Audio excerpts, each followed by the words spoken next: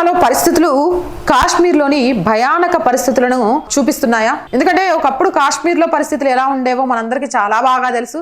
అక్కడ హిందూ ఆలయాలపై దాడులు జరిగేవి, హిందువులపై దాడులు జరిగేవి. దేశ విద్రోహ ముఠ దేశంలో ఏ స్టేట్లో కూడా ఎన్ఐఏ సోదాలు చేయని అక్కడ తెలిసేది. ఇప్పుడు ఇవన్నీ మన తెలంగాణలో జరుగుతున్నాయి.